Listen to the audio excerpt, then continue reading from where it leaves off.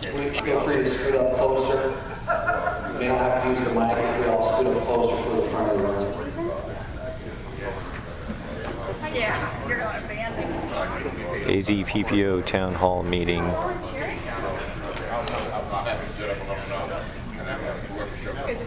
March 29th, 2012 in Chandler. How many of us are there?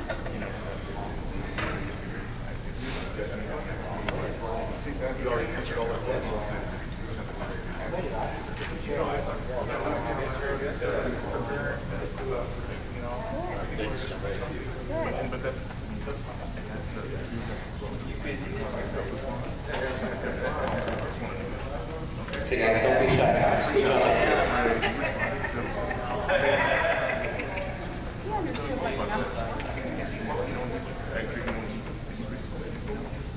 Yeah. 4:50 p.m.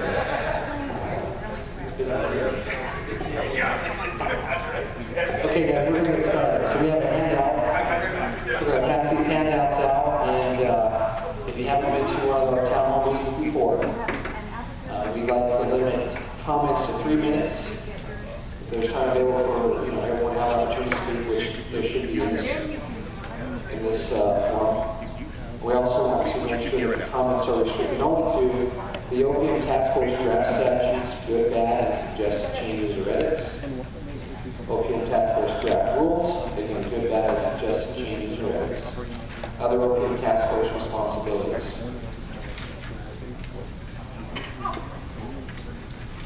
Again, this is hosted by AzPPO.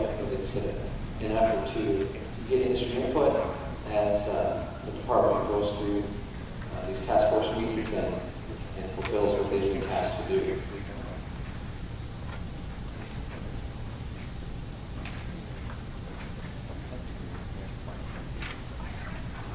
Okay. So these are handed out. There's a few more bullet points here. After the town hall attendee finishes their comment, other town hall attendees may ask for clarification, ask a question. Please have respect for others' opinions, and again, this is not a forum to argue. We want to be constructive. We want to be a free forum where we'll voice our opinions and discuss and we want to brainstorm as for what we would like to see happen. And we're not always agree, but we can agree to disagree in certain cases. I personally like to focus on, okay, what are we looking at now? What's been proposed? Do I have a different solution that I can do better? It's not try to relive the past or dig up stuff that's not going to be in any way helpful to us moving forward as an industry. So I think I've covered all my bases here. I'm going to turn this over to Courtney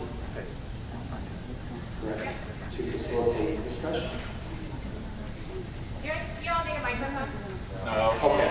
We do not need this. I'll scream. Kind of loud now. But, Okay, we'll see you Tuesday tomorrow. Dave is working on a sign-in sheet. Everybody who's here, if you can just sign in. I'm sure at this point we've got all of your emails and contact information, but just in case, so we keep you all informed of what's going on. So Andrew kind of went through the ground rules of what we're hoping to accomplish today, but we really want to focus on the draft rules package that the OPM Task Force has released, along with the draft statutes that the OPM Task Force released close to 2 or 3 weeks ago now that they released at their last meeting. So we would like thoughts and feedback on that. Hopefully everybody's had a chance to go through them. I have a copy here in my hand. And we'll just open it up for discussion. Oh, Jack may have something. Oh, I just wanted to again reiterate what it said. This is open to change. I mean, this was the first draft. We have to start somewhere, get something out there for people to look at it, comment on, and cut up. And so, I think initially some people were just like, and I got an email just the other day, and it was like scalding. I'm like, whoa. So again. And that's important. I mean, Jack and myself have been through this process of writing statutes and rules over the last many many years, we recognize how many draft versions we go through, and the end product typically doesn't look much like the beginning product. So exactly, that's kind of the process we go through.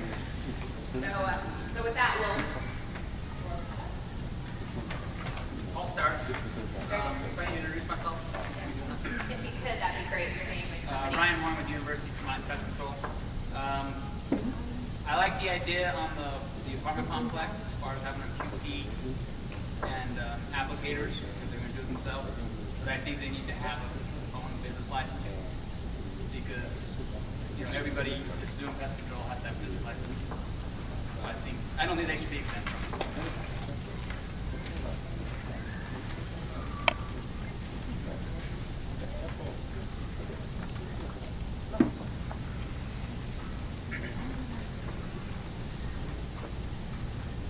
Any other thoughts?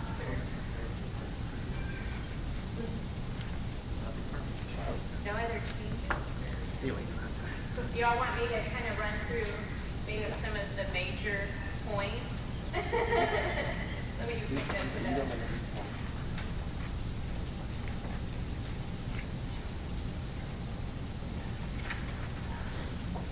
Some of the items that AzPPO has focused on is the changes in the education requirement area. For the qualified party, and this is going to be hard to get used to, but what we'll be calling it in the future is the Certified Qualified Applicator, or CQA. That's a mouthful. But essentially in the rules package, so this will be part of the rules, not included in statute, it outlines what the education and experience requirements would be in the draft going forward.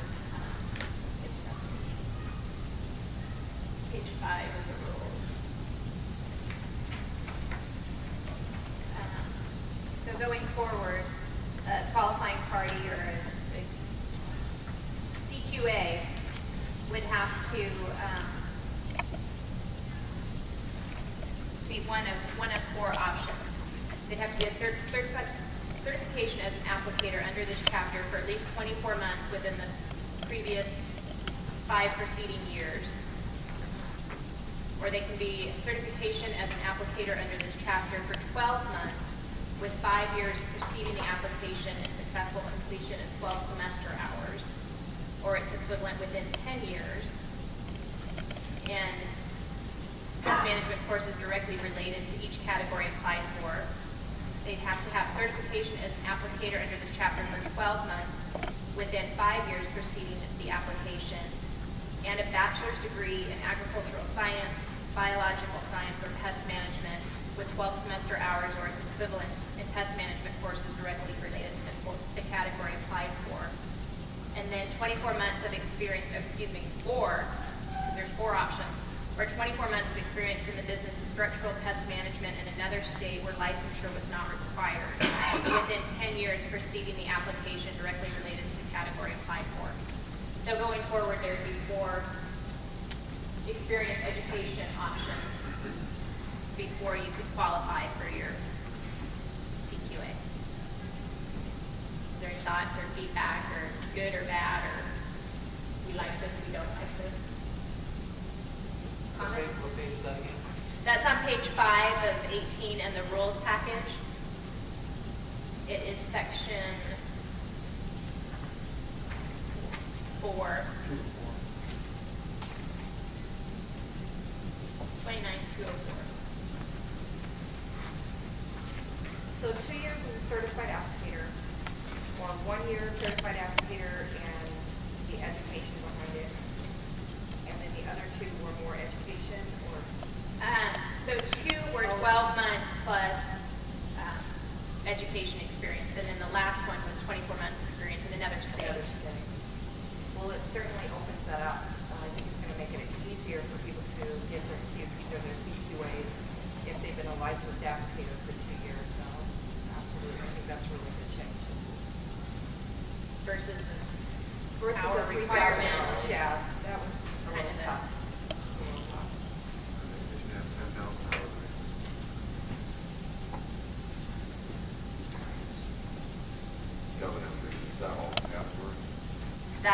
for the categories in the draft. That would be categories. The license categories did change. You probably know that off the top of your head, Jack. But I have It's like I just talked about where if you have the B1, current B1, it allows you to get everything except for aquatic and fumigation.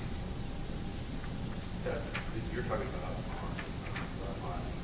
broadening. Yes, I'm broadening. I'm sorry. Yes, I'm broadening. You're talking about on all license categories to get a QP. Yeah, to get a QP, initially you have to do this, whatever category it is. to broaden.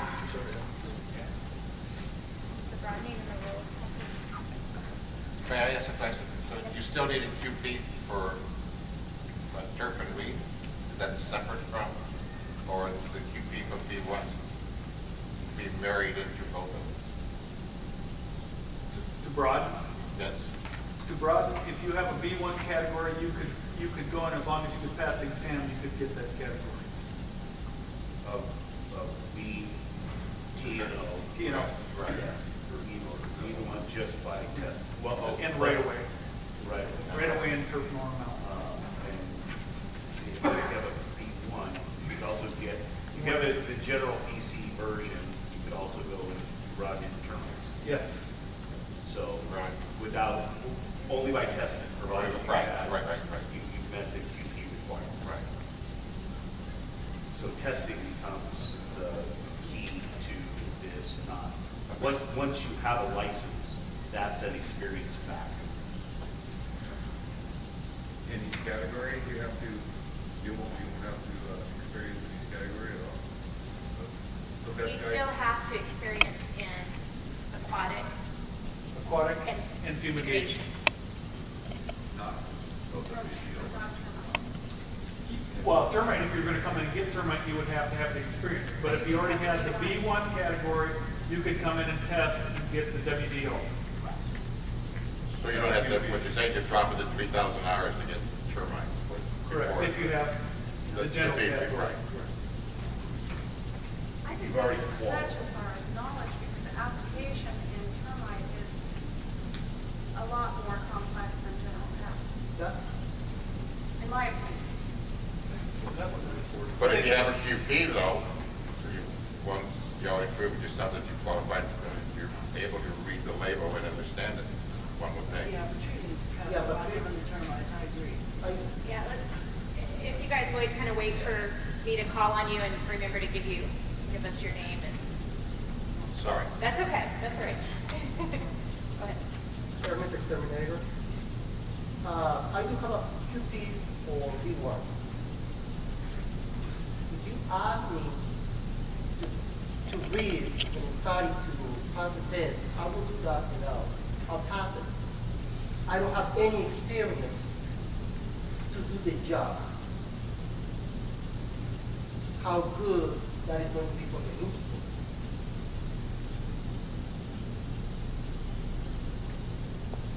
I'm talking about myself. Everybody is different. Well, yeah, but I agree. Yeah, I agree. So, I mean, if you've never seen a termite treatment, how are you going to know how to do it? Because the current material doesn't really cover that on every form of construction, every. Yeah. What's your name? Sorry. Chris, Critter Care. Oh, in front of you, what was your name? Judy. Judy. Okay. Lisa, would it be addressed in the testing? I know that's going further and we're jumping ahead a little bit, but I'm hoping with all the new rules that all the testing is going to be changed and reworked to accommodate that. Do you think, Jack, that we could accommodate the treatment procedures through the testing process?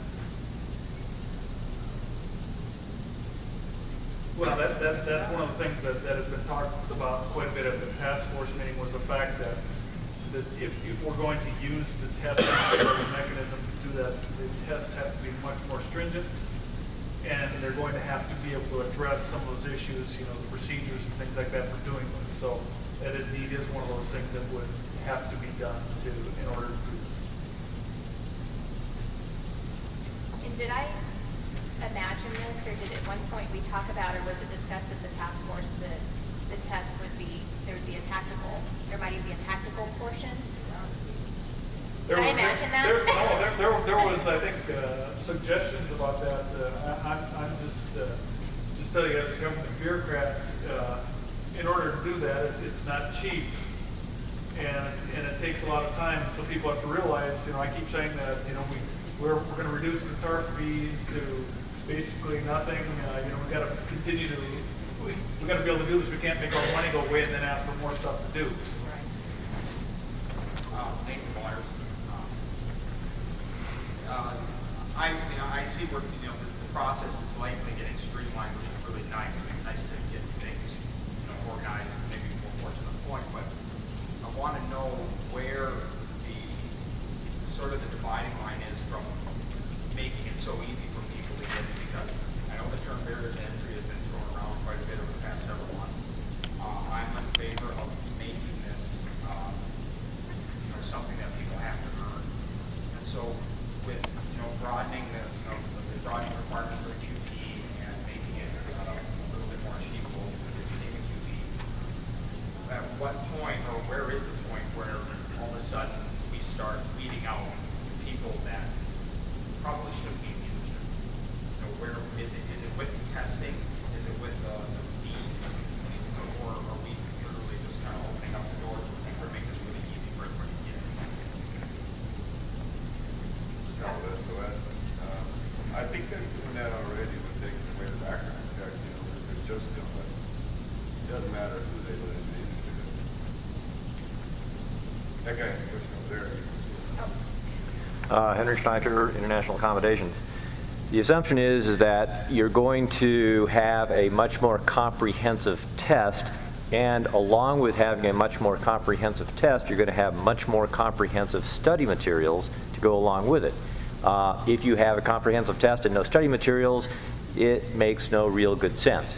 Many other industries, aviation being one of them, has very comprehensive tests, and they've got very comprehensive study materials. And I believe the ag side of the family already has very comprehensive materials to go along with their comprehensive tests. And so it would make sense that the pest control industry would do likewise. To do otherwise would be like a poor way to arrange things. I've taken the Department of Ag test in Utah. It's not any harder than Arizona right now. That's my opinion. Actually, I'd like Utah a lot easier than that. Yeah. So if that's what we're looking at, there's no, As far as testing, I hold licenses in 6 states. All the Western states of California. I had a California license. All I heard was how hard California license is. Our license, our testing, is probably one of the toughest tests I ever took. Arizona's the only time I ever failed these tests. Communication test got me out of the navigator and as a Q. As far as testing, the test is actually pretty comprehensive compared to the other states. Where I think if you take away having 3 practical experience, flying and license, as a QP, I think you're actually going to go a whole lot. Just my opinion. Pretty much the consensus. Is there any other thoughts or comments on broadening the license? Anybody who's working in that kind of question. So as it is proposed here, that period of time that's required, whether it be the 12 or 24 months, is any time in that 5 years. It could be, 3 years ago I had 2 years. That's in the draft on an education requirement. Yeah. That's one of the things in my mind, but I'm also, I recently had a gentleman who called me, and he had been a termite guy for several companies over the years, and he said he fell out of the 5-year thing now. And so my question, long question, I'm sorry, is 5 years the right time period, or should it be 10 years? I mean, and that's again, some of the things that we have to look at and trying to, where do we draw that line? To see if somebody's qualified or not. Kevin Etheridge, to speak to your point, I haven't gassed a house since 1992 or 3. I guarantee I'll still do a safe fumigation because that's something you just don't forget.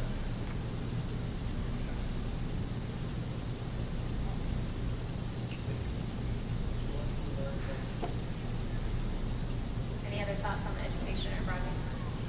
And we're just looking at, and I don't have the experience as Kevin, so I'm just throwing this out there as You're my doctor. Things change though as far as certain principles of pest control don't change, but some things do change. Yeah. So I mean, I'm comfortable with 5 years. I'm less comfortable with 10 years, just because it's more. If they go back 8 years, I was, 8 years ago I did this and this. Well, should that count? I mean, I have more of a difficult time with that period of time than 5 years. I'm okay with 5 years. I mean, I would like to see you have 24 months. Yeah.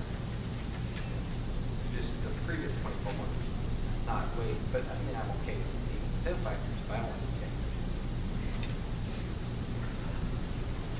I've had technicians that were licensed 10 years ago in California, and I get so sick of hearing, well, we did this and we did that, and the chemicals are not even on the market.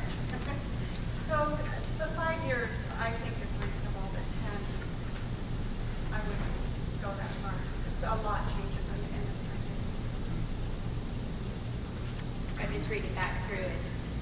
All of the experience requirements, 5 years within the last, 12 months within the last 5 years, or 24 months within the last 5 years, where it increased to 10 was under the education requirements. So if you had 12 semester hours, you could have completed that within the previous 10 years. I just have one comment on 10 years too, is when we start talking about degrees, your knowledge after earning a degree doesn't go away. And I think if a person goes through the efforts to earn a degree, you have to respect that when it comes to his future and his ability to do things. That's fine.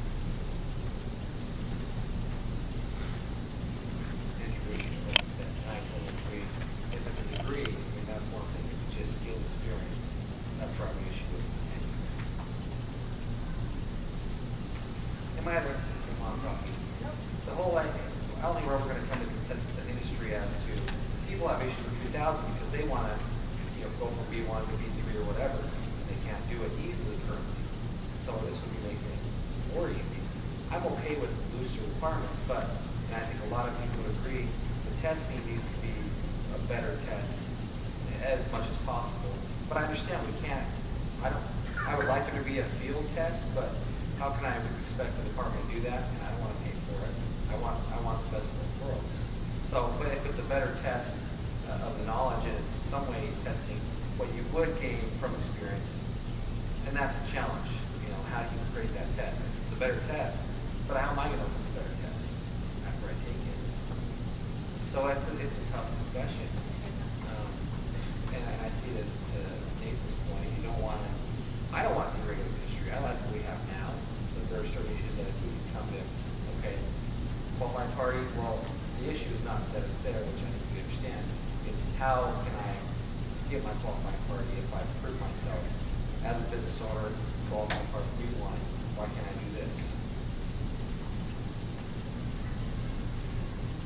I've always questioned why there's not field training. I mean, that's the role of QP, but when you go to any classes, it's all geared toward passing the test. It's not toward mastering application techniques or methods, So I don't know if there's something that can be offered in that way. So are you saying field training on the front end to get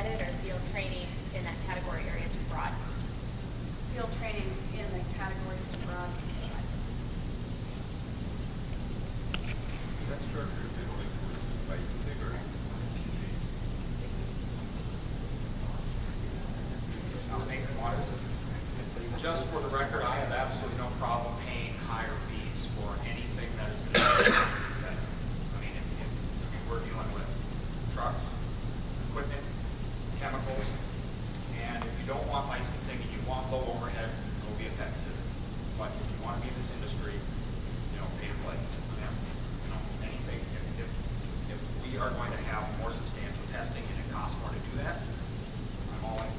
That's fine.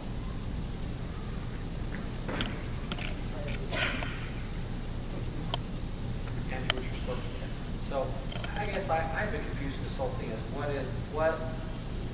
How is the role of the department bag or the OPM or whoever's going to govern this? What should their role be, or how is it defined? I mean, is it defined in law? I mean, what is your role? What's your responsibility? I know it's a consumer protection agency.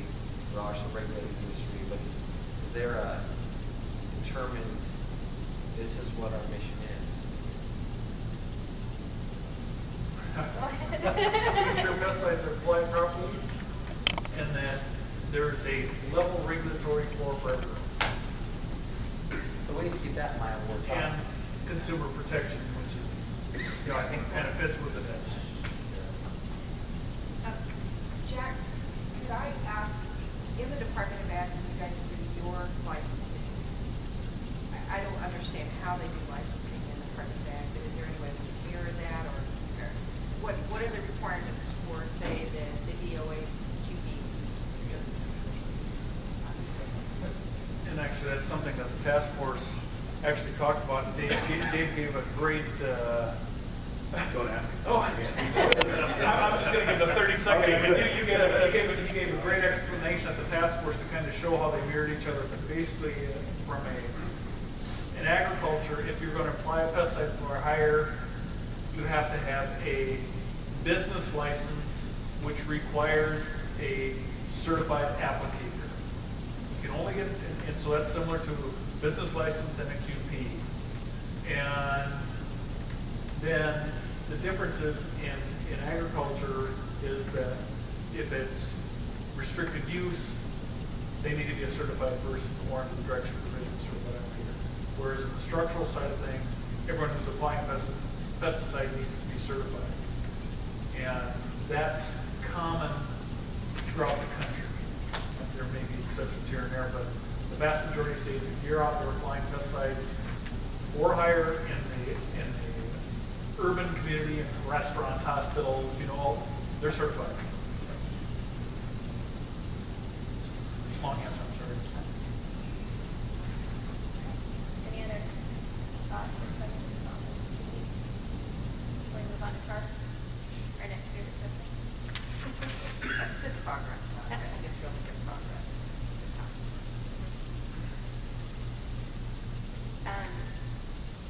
With TARP, I think the biggest issue that was floating around there at the task force was, are we going to keep the system and keep the database, and is it necessary? So the draft has it included, and maybe that's kind of where we start off this discussion. Their support or opposition for keeping it. I support it because I use it all the time. I use you guys' website all the time to research stuff that happened 7 years ago, 8 years ago that I destroy my files, so I have no record.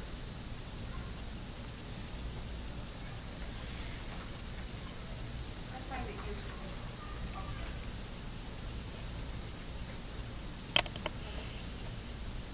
Edith? I find it useful. I just would like fees to go down. Don't raise it.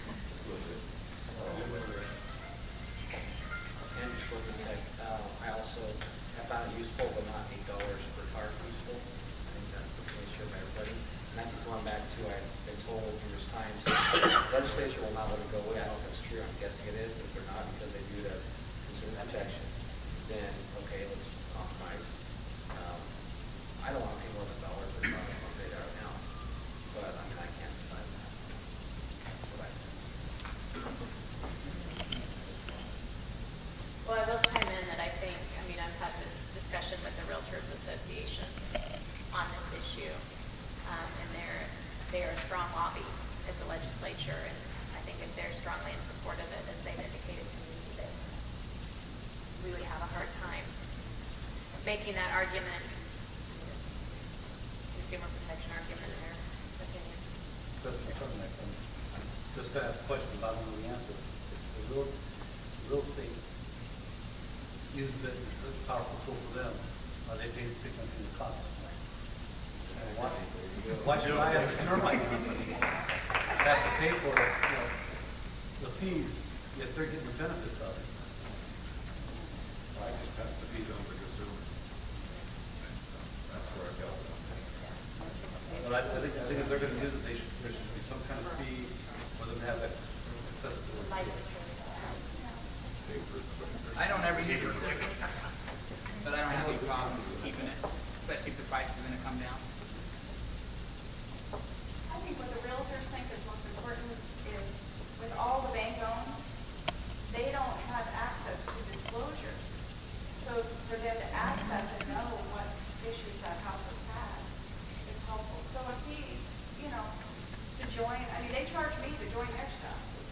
So. Well, a TARP just represents an application. It doesn't represent the... It also only represents the initial application. Exactly. It doesn't tell you the history of the house.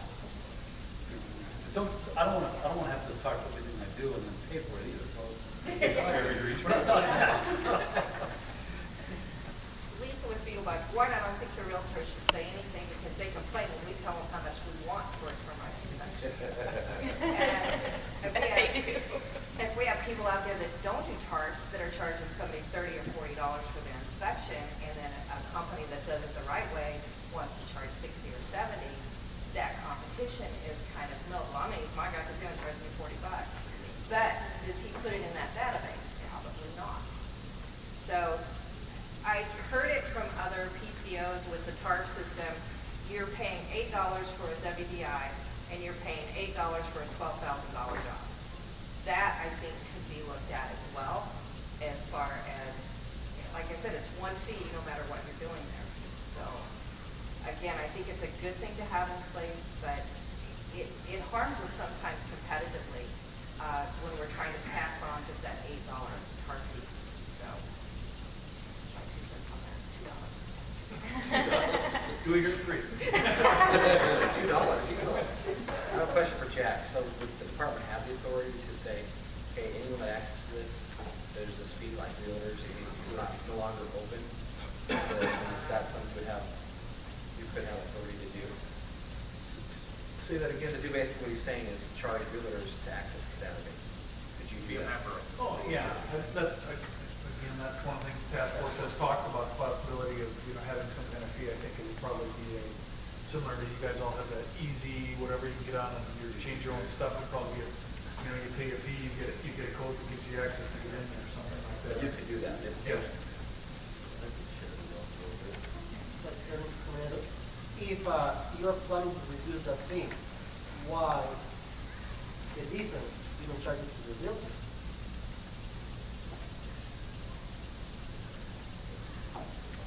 Because anyway, we already know that we are not in the perfect world. Sometimes you're going to gain, sometimes you're going to lose. So to make it fair, okay, we're going to reduce our fee, but someone needs to cut it out. I think as a state, we're already pretty much beat to a pulp on termite inspections.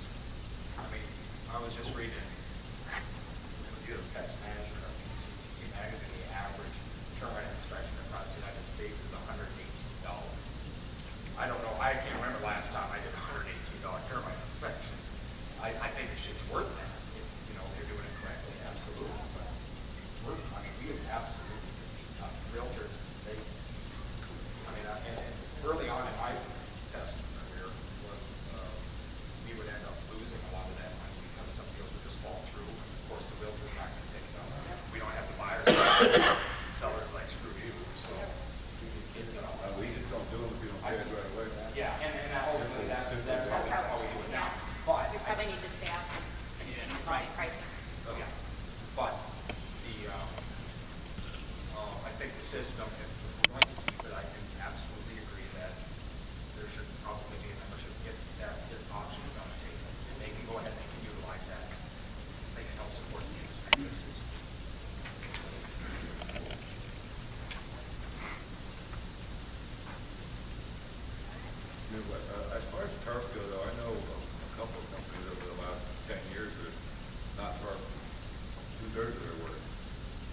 the industry do about those guys? They just close their doors and go open another business with the same QP. Under their business, you do nothing to them. I can't hear him. It's not like Can it's a you secret. talk a little bit louder? Oh, you can hear me? I can hear you. I've been with SOS for 20 years, and I've seen companies come and go, open a business, not tarp anything, because I look for them, and you guys don't do anything against them when they're still in business.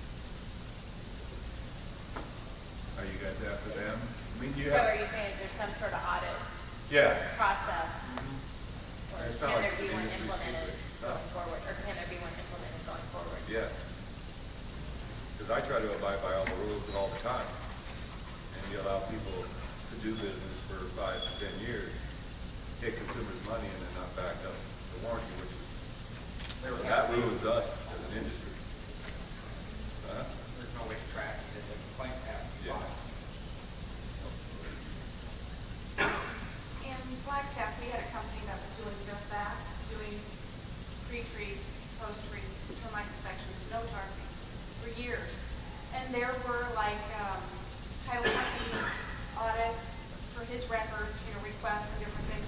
That continued on, and he wasn't shut down until he was filmed at Target with a stolen credit card from a tenant at an apartment complex. And he did go to prison, and he'll never be in the industry again.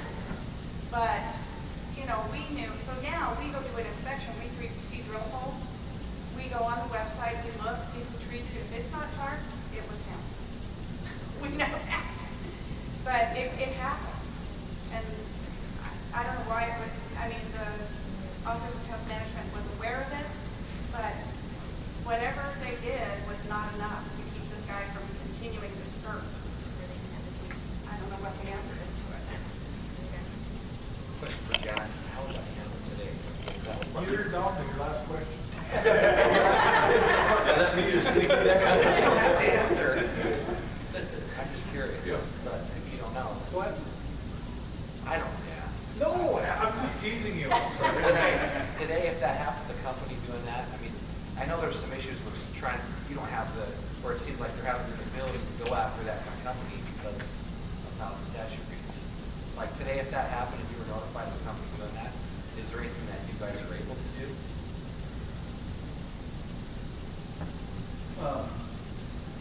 I think it just takes appropriate investigative skills to do that. In my mind, you could go and you could find, normally in these places, you're working for a homeowner or you're working for a contractor, so, doing some follow-up. Unfortunately, contractors don't like to see us either. But I think with the right persuasion, people could tell us certain things. And one of the things that OPM has done, had decided to do in the past, is they had quit sampling, which I think would have been important in a case like this. We will not defending or not, it's just like I said in my talk, the unlicensed business is the biggest problem. Oh no, not tarping is the biggest problem. And from a consumer protection and environmental protection standpoint, I think the more important stuff is ensuring that people that are using the pesticide are doing it properly versus me trying to, Kevin Etheridge does 25,000 tarps a year, me going in and trying to audit 25,000 tarps to try to tie all this stuff back. It can consume us, and there are certain things when we should be able to follow up if we know it, but we always have to be able to prove it in court. We always have to keep that in mind, just because we know it. Well, how do you know it? Because I saw it. Okay, what's my evidence to show that? Well, I think the whole Office of Best Management is driven by protecting the consumer first, right? Not the industry. Part of that. Most of it. It seems to me on my side that's where it's at, because anytime I have an involvement with the Office of Best Management, it's usually on a regulatory issue, and it usually sides on the side of the consumer versus me. Even when we were doing $3.5 million a year in termite work, it was still, towards the consumer. And I want to make sure the customers are taken care of, personally. You know, on the industry line, I don't want guys out there doing shoddy work and leaving. Actually, one of the quotes I have on my wall is, "The fate of all rests on the actions of one." You know, I mean that's basically it. You know, you go out and screw up, and everybody in this room looks bad. So Yeah. Well, unfortunately, you can have all the regulation in the world, and you're still going to have these people out there that are going to do right and wrong. You got police that are dirty, so it's going to happen. All the rules are made for just keep on going.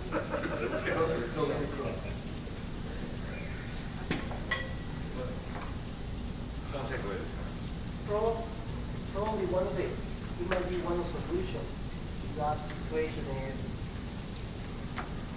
if someone wants to sell a house or buy a house, needs to have a requirement from your office. So it needs to pay, let's say, $4. Your office is going to issue to that person a number. So the company who is going to do the pre-treat is going to use that specific number. So that company is going to fix the other half. It's a code. That's some sort of thing through the title process. I don't think Through the so. SRO process. Yeah. No, you. Kevin Etheridge, and up until Monday I operated in 2 states. And this is just an age-old issue. In California, we were supposed to file inspections and completions on every pre-treat that we did. A lot of my competition in California never filed because the builder's just looking for the builder warranty on the pre-treat. So my question to Sacramento was, you know, how are you going to enforce this? Well, if they're not filing, we don't know that they're doing any work. And I think the same thing applies here. If they're not filing charge, you don't know that they're doing any work. So even though we don't all want to be, you know, wrap things, you know, maybe it's time that we started to give some input into the OPM in regards to, hey, you know, we think this guy did 500 houses last month. We went on the website and we don't see any charge filed or whatever. And no, I don't want to be put in a position where I have to police either. But if they're not turning in the tarp, you don't know that they're not turning in the tarp. So, and I mean, you guys do random office checks, but again, if they're not keeping current records or good treatment records, if you don't know, you don't know. Well, if they're doing shoddy work, you know, the Office of Management is designed to protect the consumer, to allow those guys to continue to do business. They're not protecting the consumer.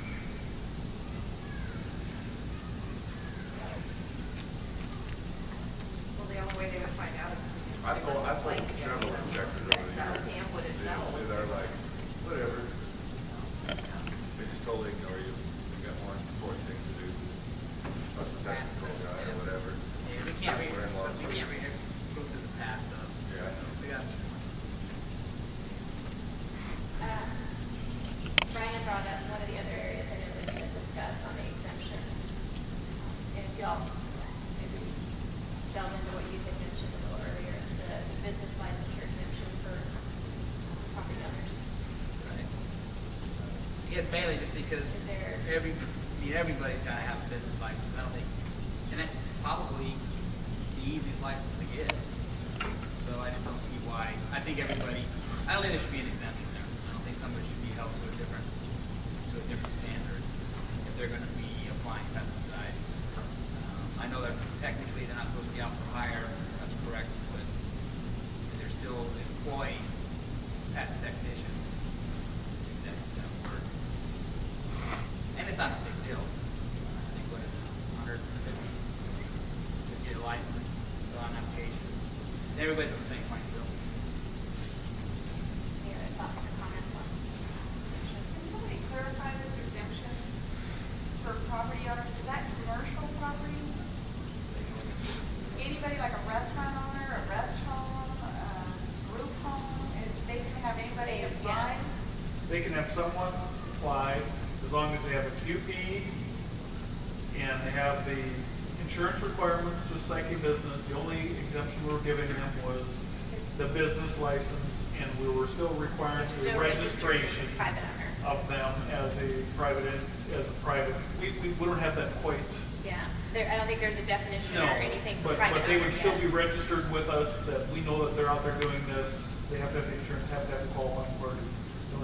So, okay, and then, okay, so that the owner of the property has to have an employee that has a qualifying party in order to do the application? Yeah, they need to have their certified applicators. It's just like business. The only difference is the business license. Yes. Okay, I didn't understand that. Okay.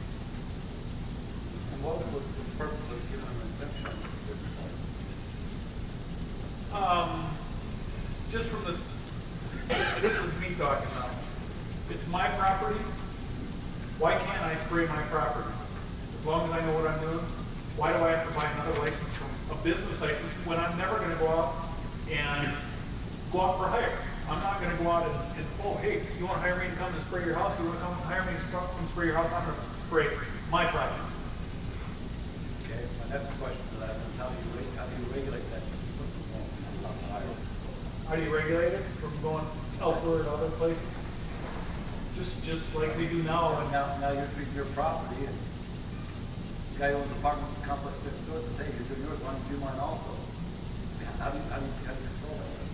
Well, I think they need to have a business license. They need to have a business license in the word of property management owners.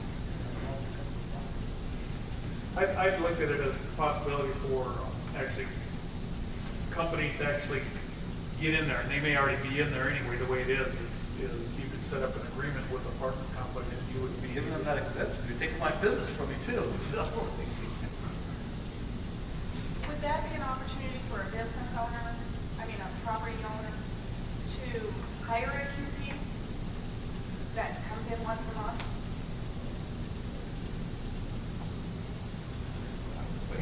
I understand what you're saying, but I tell you, we're going to work really hard to try to tie all that stuff up.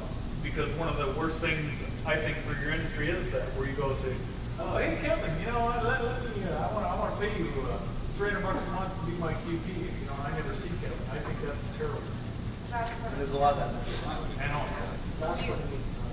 Jack, are you able to be a QP for more than one company or organization? No, it's just one. No, but That's the way it currently is. And that's why we're keeping it, but I've got suggestions otherwise. Yeah. If there's no business license, could I hire my QP to how many owners of how many You would properties? still be registered, even if you're a. So they can only register for one? Yes. Okay. The exception that we have in there right now is for municipalities, and the thought was you go out to an area like Wilcox, and I know there's a couple of those little, I can't remember, driving through there. There's some little towns right next to them, and maybe Wilcox has the QP and all this kind of stuff, so he could actually be a QP for the next little town. That's where we have given an exemption. That's the way it's written. For municipalities, yes. That's different. In intergovernmental agreement. I don't know how they work it. I have kind of a different question. I have a lot of people, customers. She's coming close to looking up too, right? I have a real concern because a lot of property business owners up there, hotels, apartments, everything, they have their maintenance men treating for bed bugs. And that's the number one thing that they try because of the cost. I understand. But they're not licensed at all. And I don't know what avenue, I can't turn my customers in. What are we supposed to do about that? Because the liability. Alcohol works really good, and I've heard that the building blows up. So. Well, because we're going in after them, and the liability, is going to. I don't know what to do about that, and I don't know what the department can do to enforce anything on that. Well, I know New York City just announced that you can't use gas controlling. That's really important. Now, the important part of that is why would they find it necessary to say you can't use gas so but Am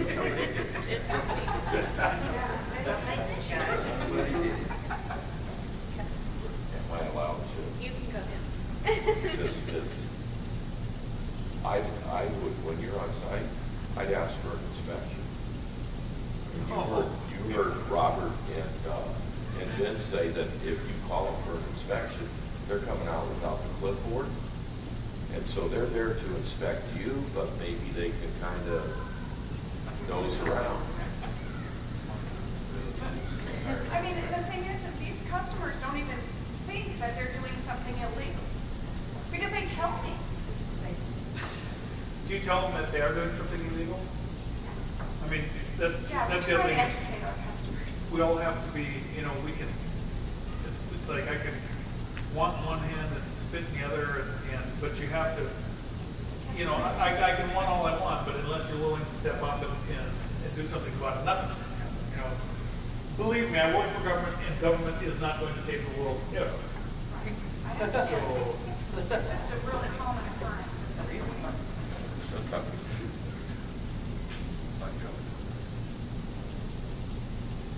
Well, any other thoughts or comments on the rules or longer time? Is it order?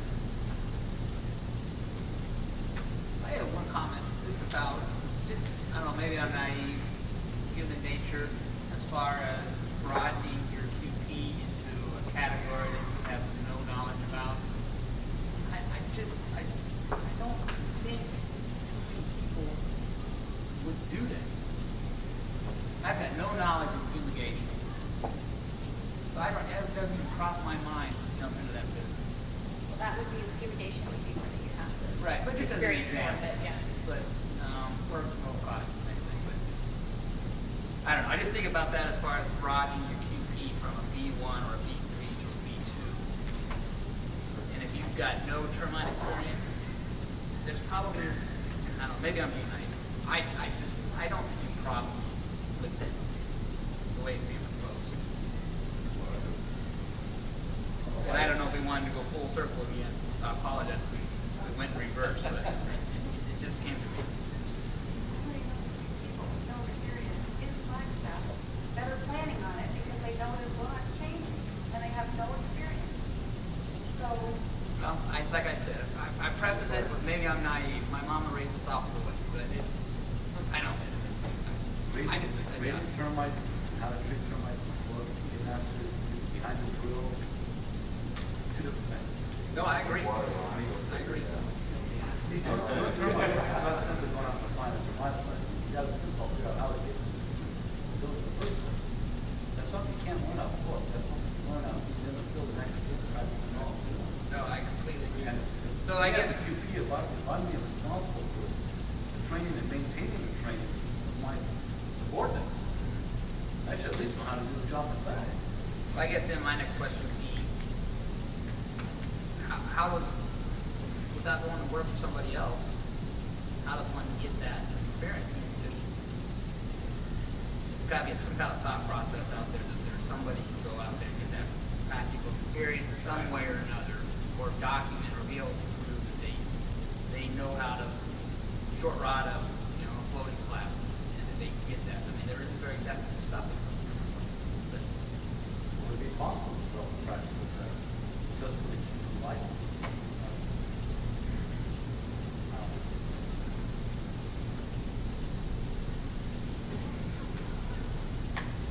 Testing is going to be a huge, huge part of all this. Because we're going to make it easier for people to get from point A to B to C. The only thing standing anybody doing is the test. So make it, I'm saying whether it's hard or easy, that's up to the test taker will determine whether or not it's hard to test. But it has to be thorough, comprehensive, very specific, completely 100% accurate. And updated report.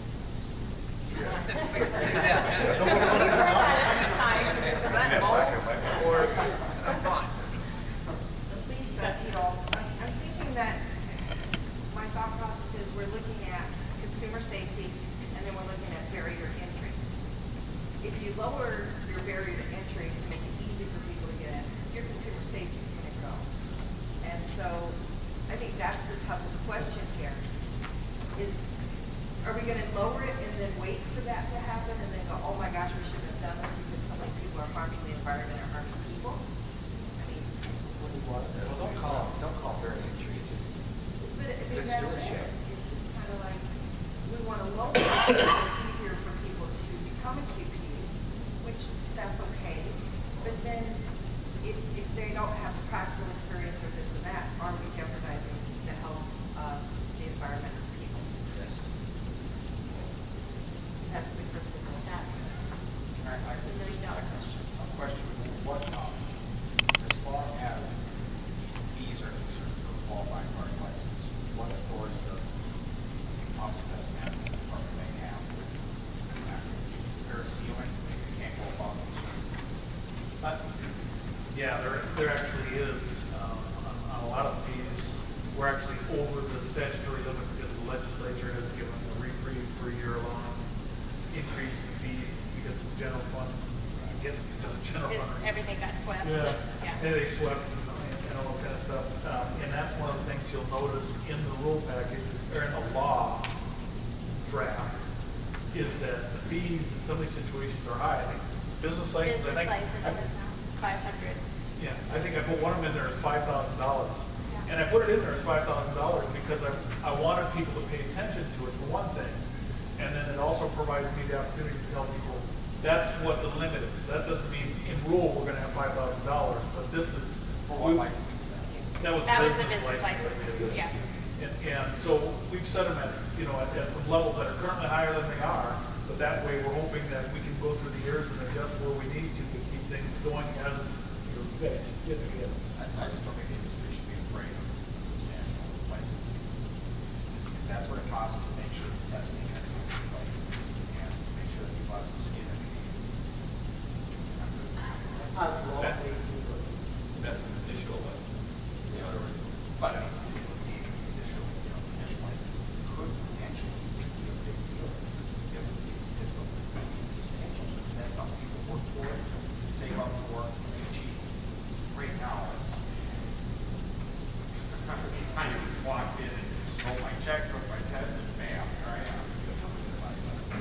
Yeah, the business license. Do you want me to run through them real quick? Well, I can't remember what it actually is now compared to what we. The business license application fee, $100 to $5,000. Branch office, from $50 to $250. Qualifying party, $25 to $100. And then a new temporary qualifying party registration, $100. Branch supervisor, $100. Applicator certification, $500. Your qualified applicator certification, $500. Private owner registration, $250. Employee registration, $100 per employee. And then duplicate license, $50. What was that?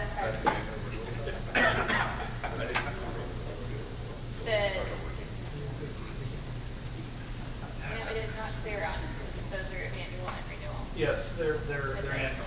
That's an annual fee. And again, this would be the maximum that it ever could be. This is not, we don't want the fees go $5,000 per So when you're getting rid of the TARP fees. and again, I mean, And this realize is- that's yeah. part of this whole process is because of the issues with the TARP, we want to reduce that fee as much as we possibly can. I mean, and we actually I've got some projections looking at, reducing it down to, I mean, if we can wave a wand, I think what we do is we'd probably reduce it to $3 and make it happen soon. But unfortunately, it's in the rules, so we've got to go through this whole process. So we're kind of just sitting on it now because we've got so much stuff going on. We don't want to start going, we're going to fiddle with this, and then people think, well, they changed. I mean, it's just trying to keep it all together. And when we make a change, we're going to make a change. So. I personally don't have a problem with the $8 fee. What's that? I don't have a problem with the $8 TARP fee. I mean, it doesn't bother me a bit. It could be $10. I mean, it's passed by the consumer. I think the concern has been that that sector of the industry pays for so much support of the agency. Yeah, it's unfair. Did I hear, and I thought I read, are we going back to registering our employees before they're licensed, or what was that in there, that word? There was an employee registration, $100 per employee. We used to register them. Is that what we're going to again, or what's that? That's one of the things that's under consideration as a more fair way of doing it. And for those who are out there spraying for you. For that 90-day period? No, for when employees. when they're spraying for you. I guess I was looking at when they're licensed, but we're also requiring when you bring somebody in. Double. No, we wouldn't charge you double. I wasn't even thinking about the 90 days. I'm thinking you've got certified applicators. You've got 15 certified applicators working for you. You're going to register them with us. You're going to pay a fee for them. That would be kind of like your licensing fee. Like your applicator license. Yeah. So it wouldn't be in addition to that? So you don't have it. The renewal fee for the license? Yes, it would. It's in addition? Yes. And that's, there's a whole lot of stuff we don't know how it's all going to pull together. You know, and basically, it's, I guess I look at it from the standpoint of if you're a big business and you've got 25 applicators, you register 25 applicators, you pay more money. You're a small firm, you got 3 guys, and you got 2 applicators, you're going to pay us a much smaller fee. And are you assuming that the licensed applicator is paying their own renewal fees? Okay, so Well, they could be. They could in be. addition to what, as a business licensee, I It's pay paying to register them. Okay, because I already pay their license, their And some companies do, some companies don't. Right. So, see, from my point of view, it would be double fees for my business, with my policy the way it is now. Just want a clarification, that's okay. I don't like it, but you see how I can view that. Okay. Any other thoughts, questions, comments? I'd just like to make one comment on fees. I think it's important for everybody to realize that the task force, when we look at recommending the way fees are structured,